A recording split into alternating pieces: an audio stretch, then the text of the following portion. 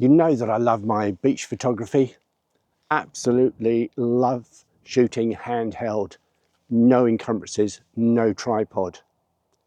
It's really served me well in the past, so I thought today I'd come out and try the same thing in a landscape.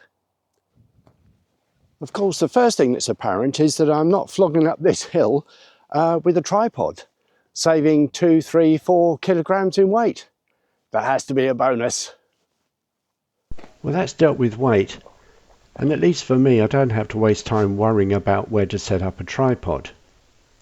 In fact, the freedom to move the camera into any position I want whenever I want is a big plus. We can instantly react to any situation and sometimes find compositions in confined spaces where a tripod just wouldn't work at all. Of course, focus stacking and creating panoramas can be very tricky to achieve handheld, but even there I might be able to convince you of the potential later in this video. In fact, it's probably fair to say that if you plant your tripod, you plant your feet. Handheld, you plant your imagination. Of course, in order to get sharp shots, I'm going to have to increase shutter speed, which means I'm going to have to bump the ISO in order to get the shots that I want. So I've set this camera onto auto ISO, like I usually do at the beach. And at the end of the shoot, I'll get these shots onto the computer and we'll see just how well my editing software handles any noise that I'm likely to experience in every image.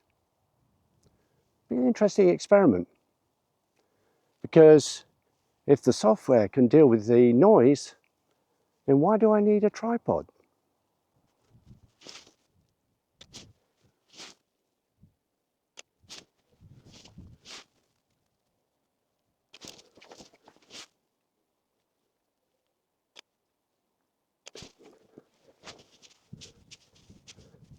This light is constantly changing. In another couple of minutes it'll be gone. And in order to get 3, 4, 5 compositions in, I'd never do it with a tripod. It would just encumber me, slow me down. The idea of freedom that handheld gives you is a very attractive one. Looking forward to trying a bit more. Okay, let's just see what settings I'm currently on. Manual, but obviously auto ISO, f11, 1/1000th of a second. Now, I know what you might be thinking, that these shots with a higher ISO, the quality is not going to be so good. So let me try and prove something to you. Let's get these shots onto the computer and just see the results. I reckon you might be surprised.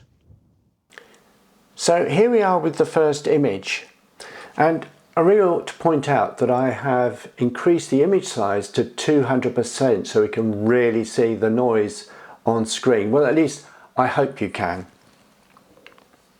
On the right hand side, I can show you that all I've done in terms of any sort of editing is to make sure that I've got the correct camera body and lens distortion for my lens has been applied.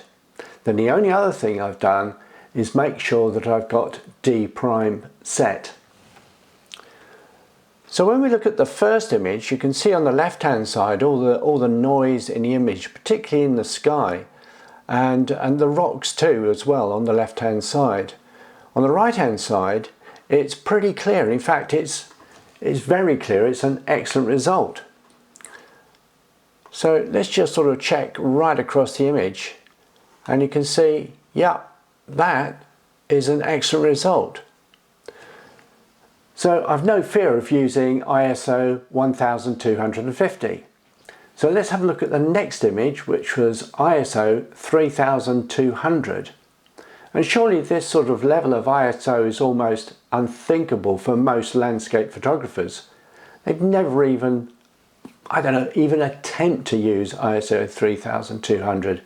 But our cameras and software these days are very, very capable. So on the second image, we can see on the left hand side lots of colour noise in the rocks. The sky is speckly, although that may not be quite so clear to you on screen. And on the right hand side, all very clear. Let's just sort of wipe this backwards and forwards, and you can see there is a considerable difference. So even at ISO 3200, I'm ending up with a usable image. Let's have a look at the third image. And remember, this image was at ISO 5000. 5000. And on the left hand side, lots of colour noise, lots of speckly artifacts. And on the right hand side, all clear and smooth. Let's just sort of wipe this backwards and forwards for you. And just to reiterate, this is at 200% magnification. So let's have a look at all the images at a normal screen size.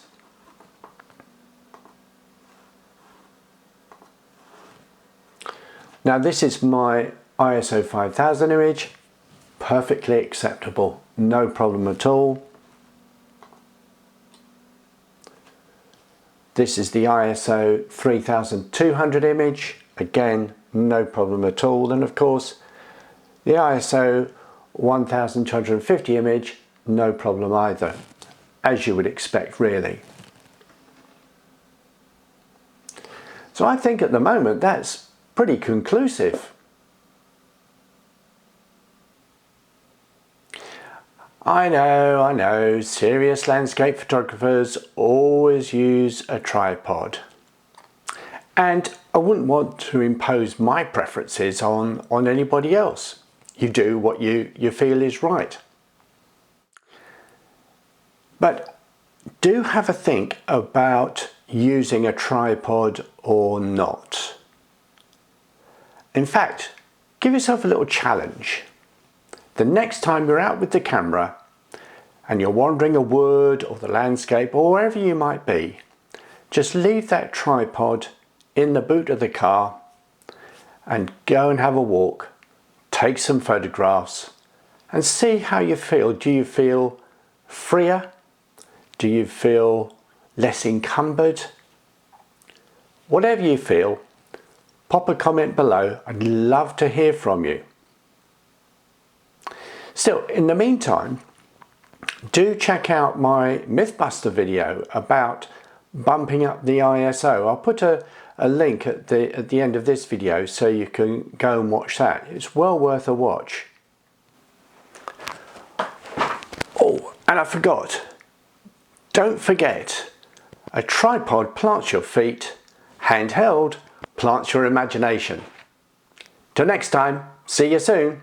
Bye.